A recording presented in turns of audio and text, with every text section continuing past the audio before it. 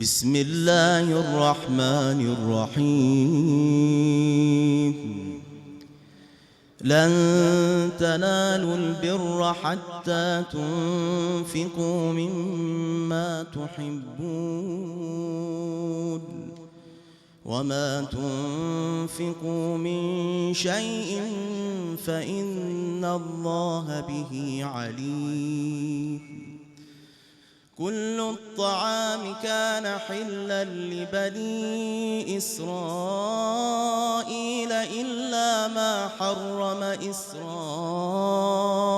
على نفسه من قبل أن تنزل التوراة. قل فأتوا بالتوراة فاتلوها إن كنتم صادقين. فمن افترى على الله الكذب من بعد ذلك فأولئك هم الظالمون.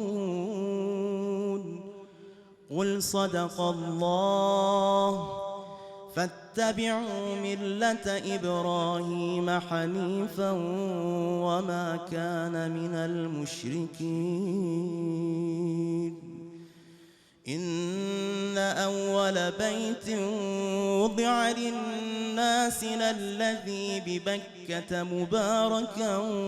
وهدى للعالمين. فيه آيات بينات مقام إبراهيم ومن دخله كان آمنا. ولله على الناس حج البيت من استطاع إليه سبيلا ومن كفر فإن الله غني عن العالمين. قل يا أهل الكتاب لم تكفرون بآيات الله والله شهيد على ما تعملون. قل يا أهل الكتاب لم تصدون عن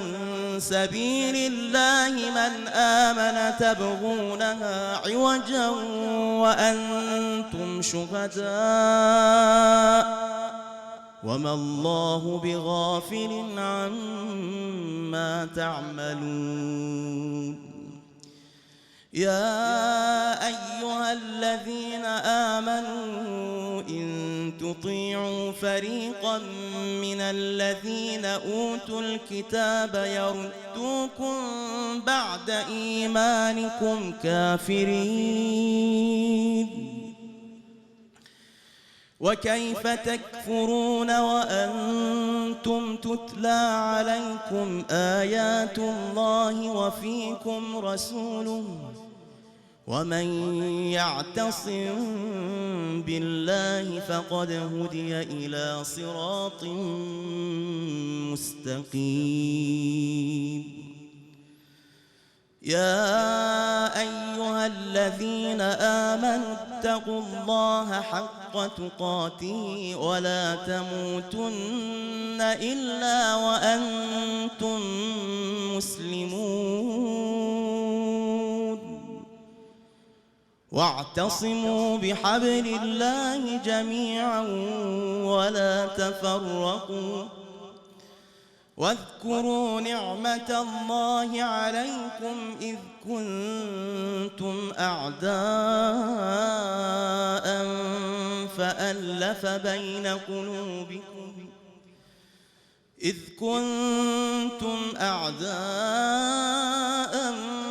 فألف بين قلوبكم فأصبحتم بنعمته إخوانا وكنتم على شفا حفرة من النار فأنقذكم منها. كذلك يبين الله لكم آياته لعلكم تهتدون.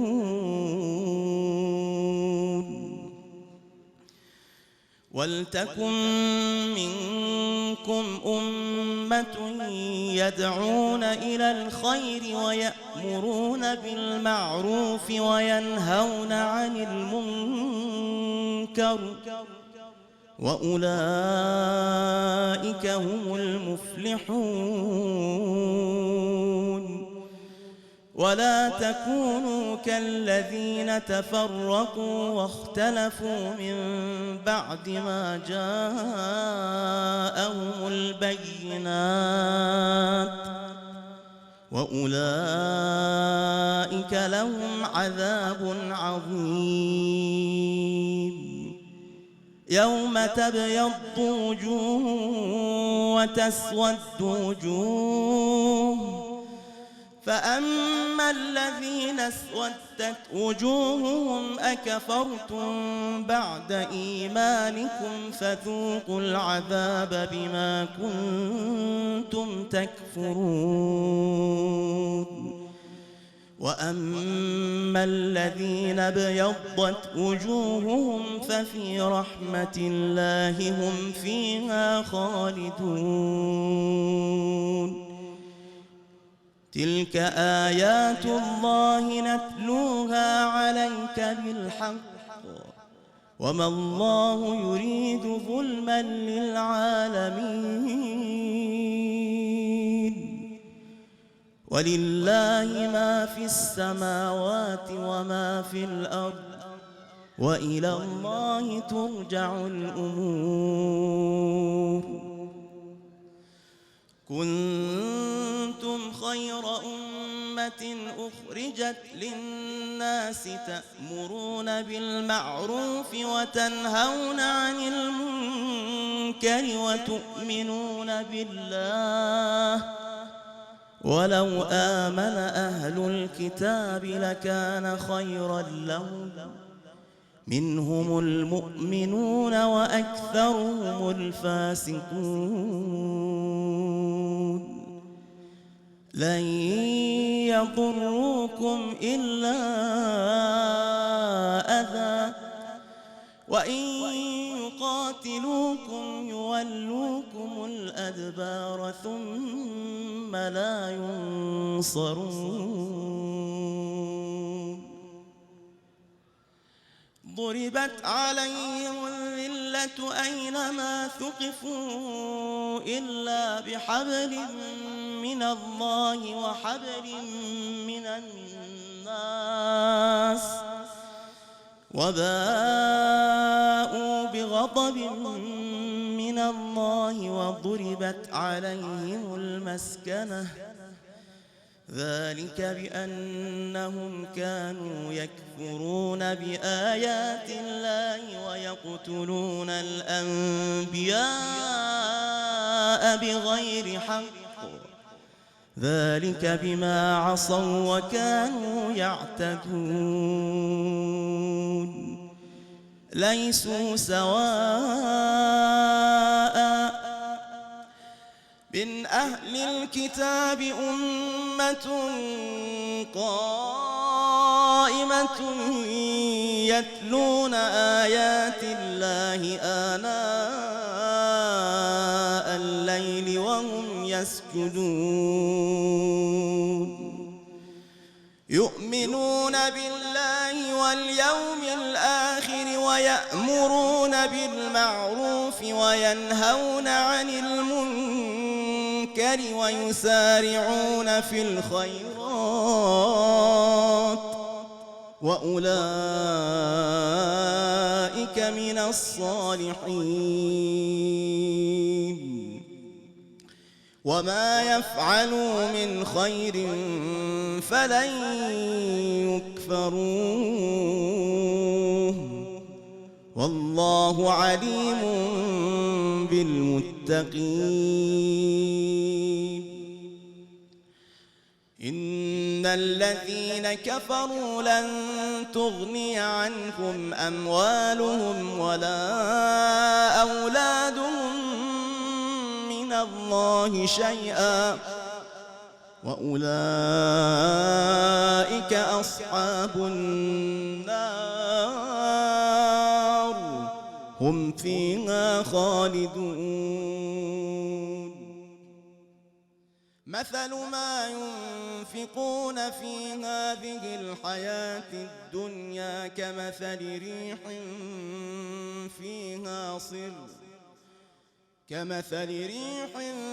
فيها صر أصابت حرث قوم ظلموا أنفسهم فأهلكته وما ظلمهم الله ولكن أنفسهم يظلمون. يا أيها الذين آمنوا لا تتخذوا بطانة من دونكم لا يألونكم خبالا ودوا ما عنتم قد بدت البغضاء من أفواههم وما تخفي صدورهم أكبر قد بينا لكم الآيات إن كنتم تعقلون.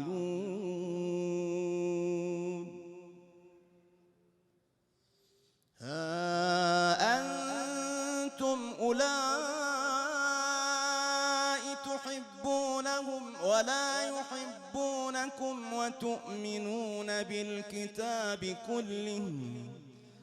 وإذا لقوكم قالوا آمنا وإذا خلوا عضوا عليكم الأنامل من الغيظ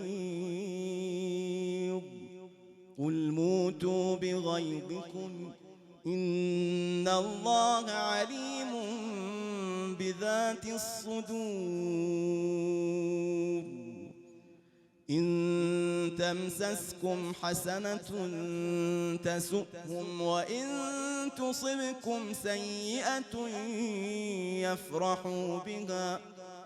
وإن تصبروا وتتقوا لا يضركم كيدهم شيئا إن الله بما يعملون محيط. وإذ غدوت من أهلك تبوئ المؤمنين مقاعد للقتال والله سميع عليم. أعوذ بالله من الشيطان الرجيم. إذ هم الطائفتان منكم أن تفشلا والله وليهما وعلى الله فليتوكل المؤمنون. ولقد نصركم الله ببدر وأنتم أذلة فاتقوا الله لعلكم تشكرون. إذ تقول للمؤمنين ألن يكفيكم أن يمدكم ربكم ب3,000 من الملائكة منزلين بلى إن تصبروا وتتقوا ويأتوكم من فورهم هذا يمددكم ربكم ب5,000 من الملائكة مسومين. وما جعله الله إلا بشرى لكم ولتطمئن قلوبكم به وما النصر إلا من عند الله العزيز الحكيم.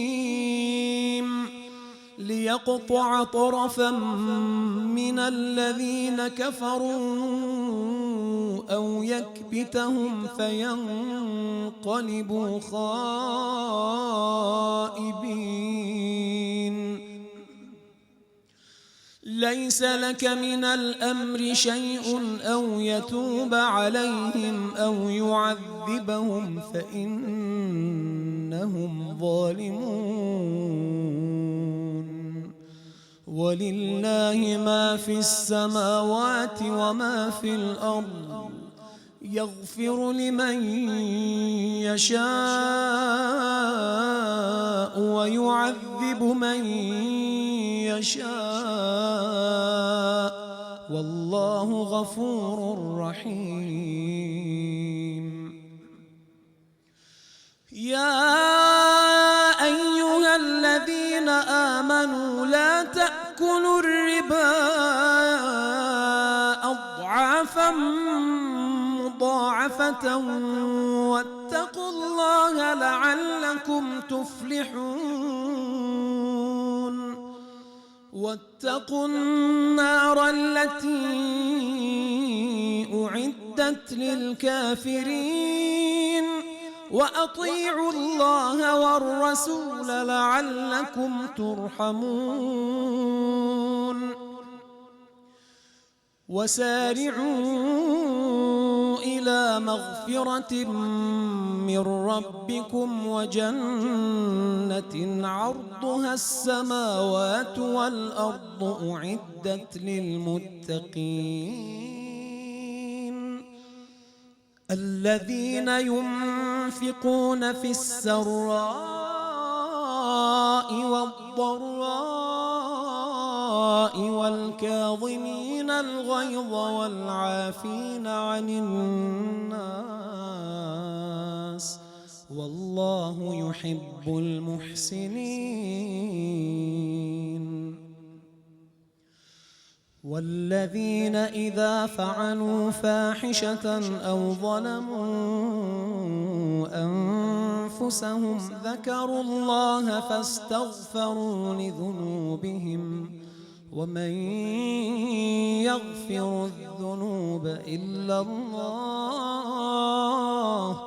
ولم يصروا على ما فعلوا وهم يعلمون. أولئك جزاؤهم مغفرة من ربهم وجنات تجري من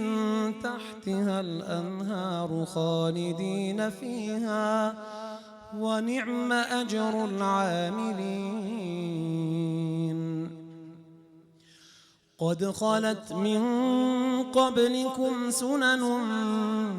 فسيروا في الأرض فانظروا كيف كان عاقبة المكذبين. هذا بيان للناس وهدى وموعظة للمتقين. ولا تهنوا ولا تحزنوا وأنتم الأعلون إن كنتم مؤمنين. إن يمسسكم قرح فقد مس القوم قرح مثله وتلك الأيام نداولها بين الناس وليعلم الله الذين آمنوا ويتخذ منكم شهداء والله لا يحب الظالمين. وليمحص الله الذين آمنوا ويمحق الكافرين. أم حسبتم أن تدخلوا الجنة ولما يعلم الله الذين جاهدوا منكم ويعلم الصابرين. ولقد كنتم تمنون الموت من قبل أن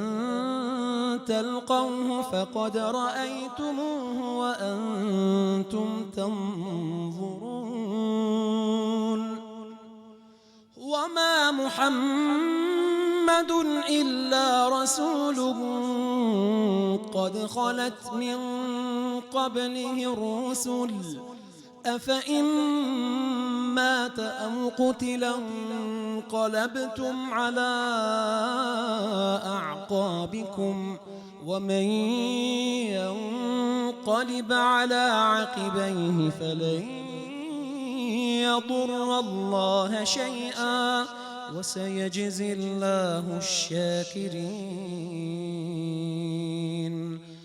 وما كان لنفس أن تموت إلا بإذن الله كتابا مؤجلا ومن يرد ثواب الدنيا نؤته منها ومن يرد ثواب الآخرة نؤته منها وسنجزي الشاكرين وكأين من نبي قاتل معه ربيون كثير فما وهنوا لما أصابهم في سبيل الله وما ضعفوا وما استكانوا والله يحب الصابرين وما كان قولهم إلا أن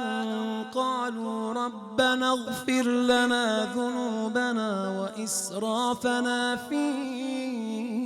أمرنا وثبت أقدامنا وانصرنا على القوم الكافرين فآتاهم الله ثواب الدنيا وحسن ثواب الآخرة والله يحب المحسنين يا أيها الذين آمنوا إن تطيعوا الذين كفروا يردوكم على أعقابكم فتنقلبوا خاسرين بل الله مولاكم وهو خير الناصرين سنلقي في قلوب الذين كفروا الرعب بما أشركوا بالله ما لم ينزل به سلطانا ومأواهم النار وبئس مثوى الظالمين ولقد صدقكم الله وعده إذ تحسونهم بإذنه حتى إذا فشلتم وتنازعتم في الأمر وعصيتم من بعد ما أراكم ما تحبون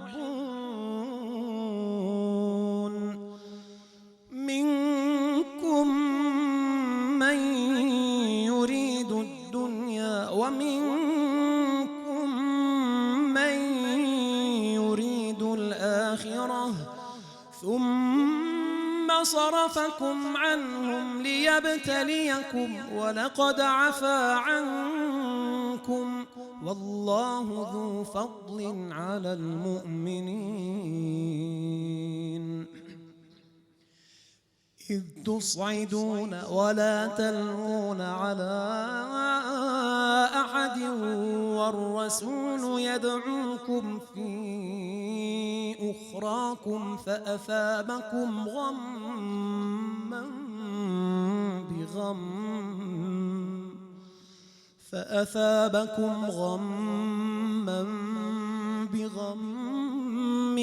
لكي لا تحزنوا على ما فاتكم ولا ما أصابكم والله خبير بما تعملون. أعوذ بالله من الشيطان الرجيم. ثم أنزل عليكم من بعد الغم أمنة نعاسا يغشى طائفة طائفة منكم وطائفة قد أهمتهم أنفسهم يظنون بالله غير الحق ظن الجاهلية يقولون هل لنا من الأمر من شيء قل إن الأمر كله لله يخفون في أنفسهم ما لا يبدون لك يقولون لو كان لنا من الأمر شيء ما قتلنا هاهنا قل لو كنتم في بيوتكم لبرز الذين كتب عليهم القتل إلى مضاجعهم وليبتلي الله ما في صدوركم وليمحص ما في قلوبكم والله عليم بذات الصدور إن الذين تولوا منكم يوم التقى الجمعان إنما استزلهم الشيطان ببعض ما كسبوا ولقد عفى الله عنهم إن الله غفور حليم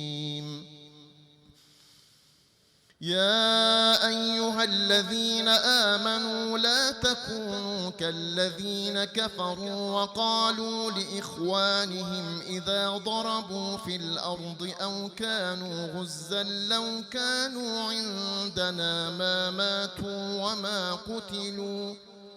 ليجعل الله ذلك حسرة في قلوبهم والله يحيي ويميت والله بما تعملون بصير ولئن قتلتم في سبيل الله أو متم لمغفرة من الله ورحمة خير مما يجمعون ولئن متم أو قتلتم لإلى الله تحشرون فبما رحمة من الله لنت لهم ولو كنت فظا غليظ القلب لانفضوا من حولك فاعف عنهم واستغفر لهم وشاورهم في الأمر فإذا عزمت فتوكل على الله إن الله يحب المتوكلين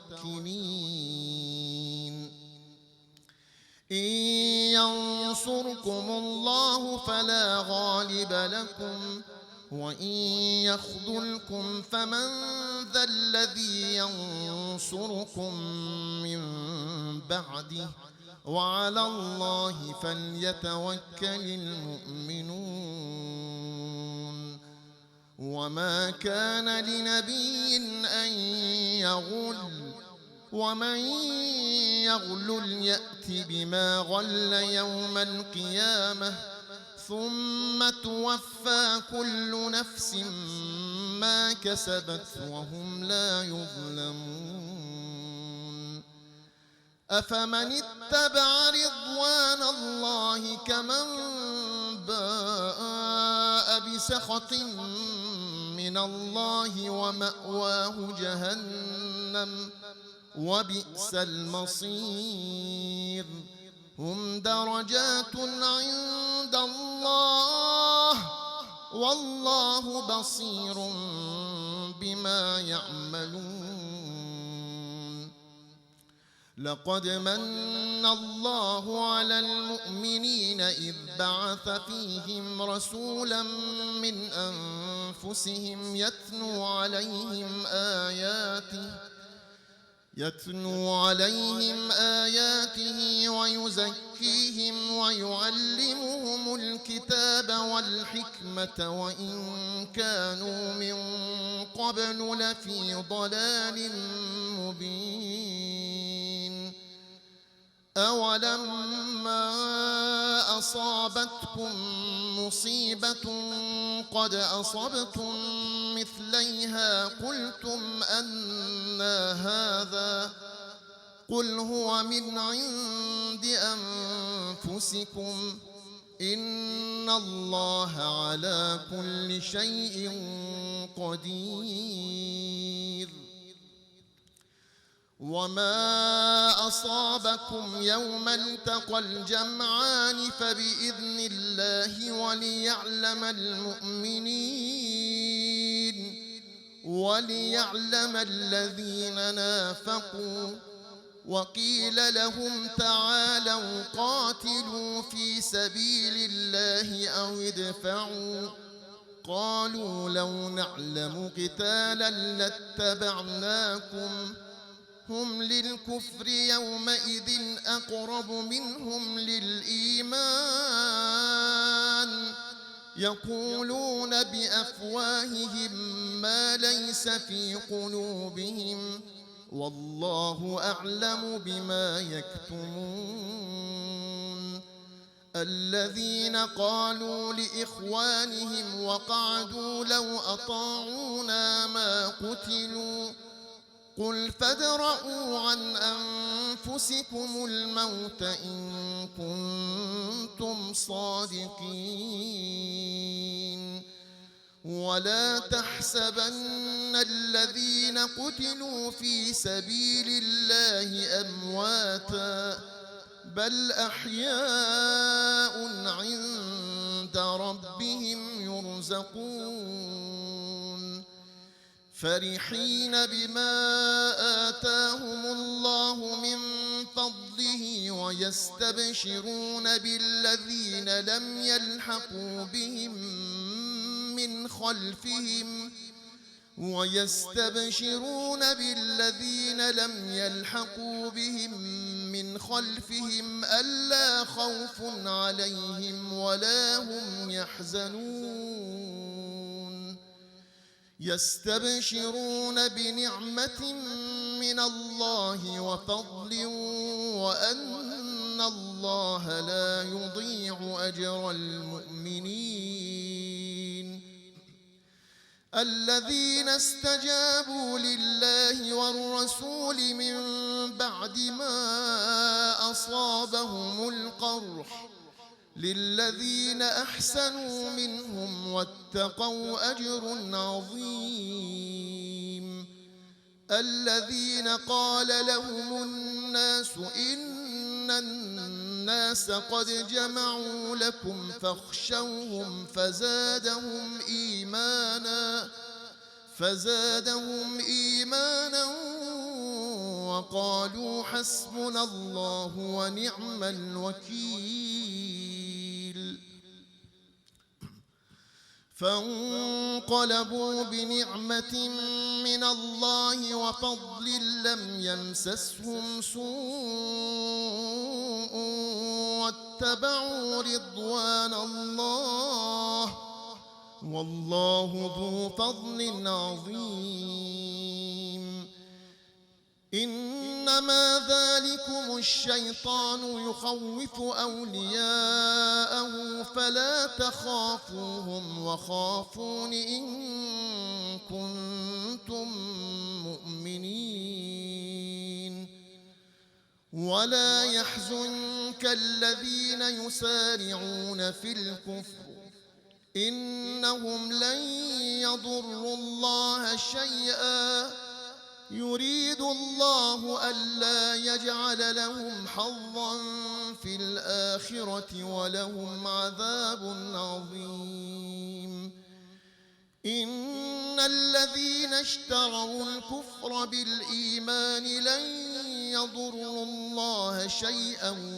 ولهم عذاب أليم ولا يحسبن الذين كفروا أنما نملي لهم خير لأنفسهم إنما نملي لهم ليزدادوا إثما ولهم عذاب مهين ما كان الله ليذر المؤمنين على ما أنتم عليه حتى يميز الخبيث من الطيب، وما كان الله ليطلعكم على الغيب ولكن الله يجتبي من رسله من يشاء، فآمنوا بالله ورسله، وإن تؤمنوا وتتقوا فلكم أجر عظيم. ولا يحسبن الذين يبخلون بما آتاهم الله من فضله هو خيرا لهم، بل هو شر لهم، سيطوقون ما بخلوا به يوم القيامة، ولله ميراث السماوات والأرض، والله بما تعملون خبير. أعوذ بالله من الشيطان الرجيم. لقد سمع الله قول الذين قالوا إن الله فقير ونحن أغنياء، سنكتب ما قالوا وقتلهم الأنبياء بغير حق، ونقول ذوقوا عذاب الحريق، ذلك بما قدمت أيديكم وأن الله ليس بظلام للعبيد. الذين قالوا إن الله عهد إلينا ألا نؤمن لرسول حتى يأتينا بقربان تأكله النار، قل قد جاءكم رسل من قبلي بالبينات وبالذي قلتم، فلم قتلتموهم إن كنتم صادقين؟ فإن كذبوك فقد كذب رسل من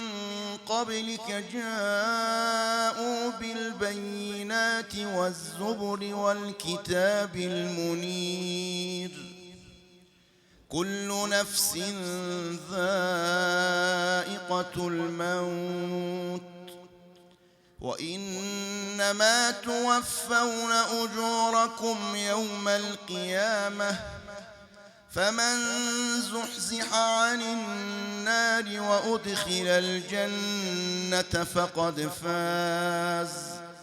وما الحياة الدنيا إلا متاع الغرور.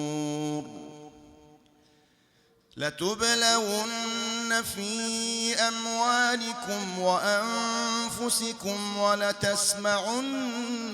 من الذين أوتوا الكتاب من قبلكم ومن الذين أشركوا أذى كثيرا، وإن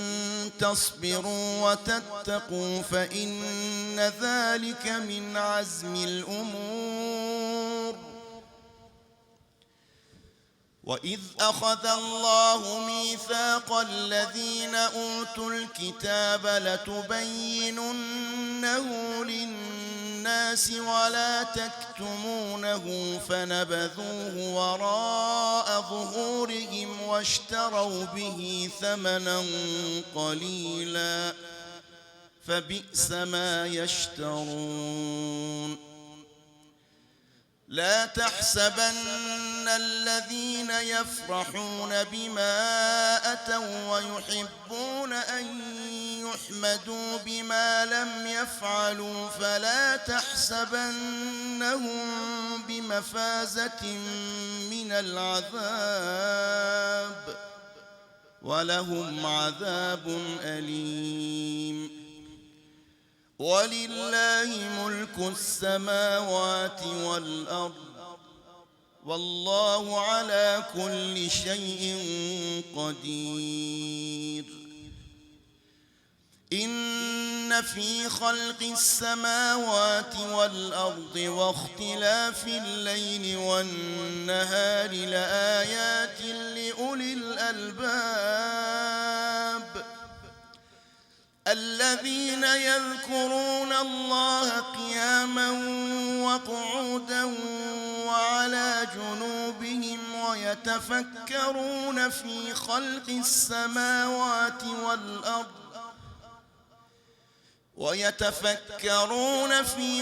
السماوات والأرض ربنا ما خلقت هذا باطلا سبحانك فقنا عذاب النار ربنا إنك من تدخل النار فقد أخزيته وما للظالمين من أنصار ربنا إننا سمعنا مناديا ينادي للإيمان أن آمنوا بربكم فآمنا ربنا فاغفر لنا ذنوبنا وكفر عنا سيئاتنا وتوفنا مع الأبرار ربنا وآتنا ما وعدتنا على رسلك ولا تخزنا يوم القيامة إنك لا تخلف الميعاد فاستجاب لهم ربهم أني لا أضيع عمل عامل منكم من ذكر أو أنثى بعضكم من بعض فالذين هاجروا وأخرجوا من ديارهم وأوذوا في سبيلي وقاتلوا وقتلوا لأكفرن عنهم سيئاتهم ولأدخلنهم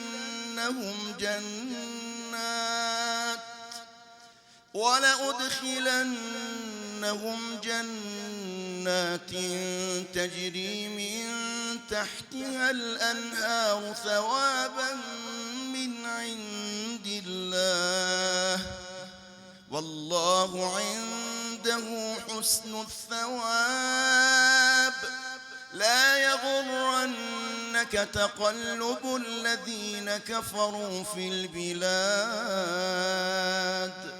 متاع قليل ثم مأواهم جهنم وبئس المهاد لكن الذين اتقوا ربهم لهم جنات تجري من تحتها الأنهار خالدين فيها نزلا من عند الله وما عند الله خير للأبرار وإن من أهل الكتاب لمن يؤمن بالله وما أنزل إليكم وما أنزل إليهم خاشعين لله لا يشترون بآيات الله ثمنا قليلا أولئك لهم أجرهم عند ربهم إن الله سريع الحساب يا أيها الذين آمنوا اصبروا وصابروا ورابطوا واتقوا الله لعلكم تفلحون بسم الله الرحمن الرحيم يا أيها الناس اتقوا ربكم الذي خلقكم من نفس واحدة وخلق منها زوجها وخلق منها زوجها وبث منهما رجالا كثيرا ونساء واتقوا الله الذي تساءلون به والأرحام إن الله كان عليكم رقيبا وآتوا اليتامى أموالهم ولا تتبدلوا الخبيث بالطيب ولا تأكلوا أموالهم إلى أموالكم إنه كان حوبا كبيرا وإن خفتم ألا تقسطوا في اليتامى فانكحوا ما طاب لكم من النساء مثنى وثلاث ورباع فإن خفتم ألا تعدلوا فواحدة أو ما ملكت أيمانكم ذلك أدنى ألا تعولوا وآتوا النساء صدقاتهن نحلة فإن طبن لكم عن شيء منه نفسا فكلوه هنيئا مريئا ولا تؤتوا السفهاء أموالكم التي جعل الله لكم قياما وارزقوهم فيها واكسوهم وقولوا لهم قولا معروفا وابتلوا اليتامى حتى إذا بلغوا النكاح فإن آنستم منهم رشدا فادفعوا إليهم أموالهم ولا تأكلوها إسرافا وبدارا أن يكبروا ومن كان غنيا فليستعفف ومن كان فقيرا فليأكل بالمعروف فإذا دفعتم إليهم أموالهم فأشهدوا عليهم وكفى بالله حسيبا. أعوذ بالله من الشيطان الرجيم. للرجال نصيب مما ترك الوالدان والأقربون وللنساء نصيب مما ترك الوالدان والأقربون مما قل منه أو كثر نصيبا مفروضا. وإذا حضر القسمة أولو القربى واليتامى والمساكين فارزقوهم منه وقولوا لهم قولا معروفا. وليخشى الذين لو تركوا من خلفهم ذرية ضعافا خافوا عليهم فليتقوا الله وليقولوا قولا سديدا. إن الذين يأكلون أموال اليتامى ظلما إنما يأكلون في بطونهم نارا وسيصلون سعيرا. يوصيكم الله في أولادكم للذكر مثل حظ الأنثيين. فإن كن نساء فوق 2 فلهن ثلثا ما ترك، وإن كانت واحدة فلها النصف، ولأبويه لكل واحد منهما السدس مما ترك إن كان له ولد، فإن لم يكن له ولد وورثه أبواه فلأمه الثلث فإن كان له إخوة فلأمه السدس من بعد وصية يوصي بها أو دين آباؤكم وأبناؤكم لا تدرون أيهم أقرب لكم نفعا فريضة من الله إن الله كان عليما حكيما ولكم نصف ما ترك أزواجكم إن لم يكن لهن ولد فإن كان لهن ولد فلكم الربع مما تركن من بعد وصية يوصين بها أو دين ولهن الربع مما تركتم إن لم يكن لكم ولد فإن كان لكم ولد فلهن الثمن مما تركتم من بعد وصية توصون بها أو دين وإن كان رجل يورث كلالة أو امرأة وله أخ أو أخت فلكل واحد منهما السدس فإن كانوا أكثر من ذلك فهم شركاء في الثلث من بعد وصية يوصى بها أو دين غير مضار وصية من الله والله عليم حليم تلك حدود الله ومن يطع الله ورسوله يدخله جنات تجري من تحتها الأنهار خالدين فيها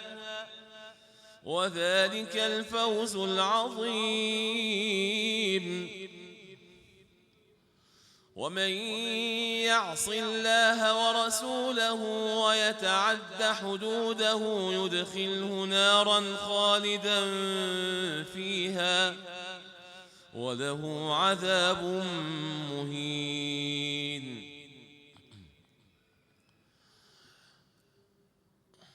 واللاتي يأتين الفاحشة من نسائكم فاستشهدوا عليهن 4 منكم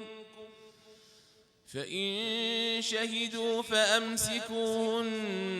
في البيوت حتى يتوفاهن الموت أو يجعل الله لهن سبيلا واللذان يأتيانها منكم فآذوهما فإن تابا وأصلحا فأعرضوا عنهما إن الله كان توابا رحيما إنما التوبة على الله للذين يعملون السوء بجهالة ثم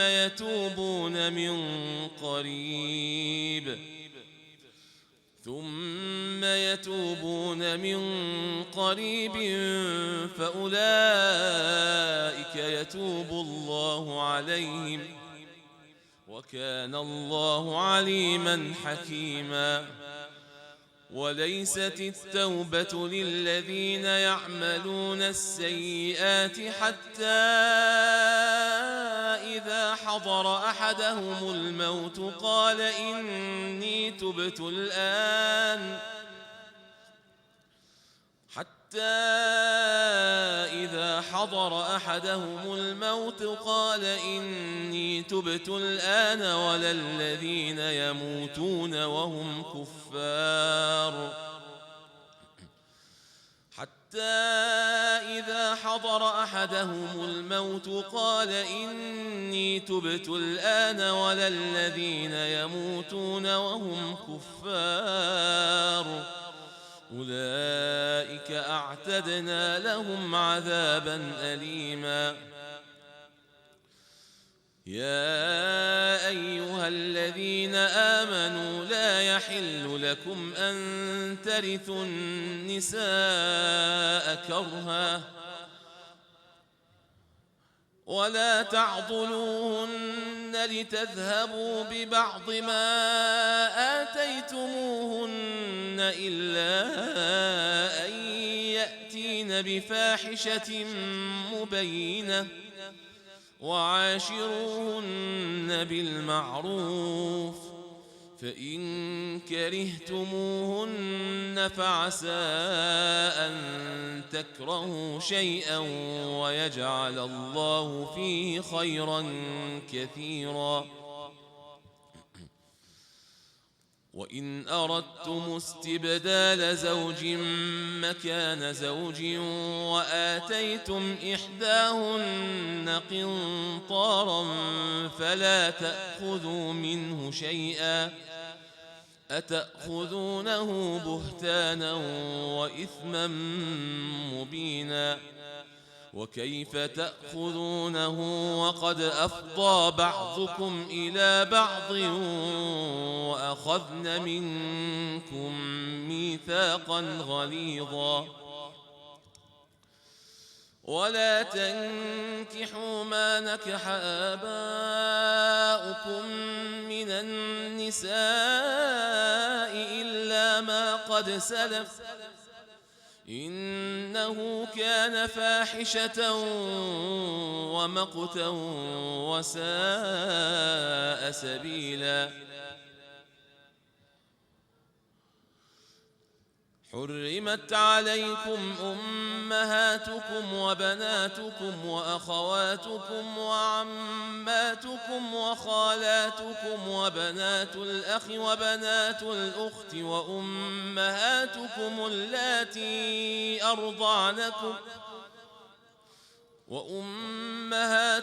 اللاتي أرضعنكم وأخواتكم من الرضاعة وأمهات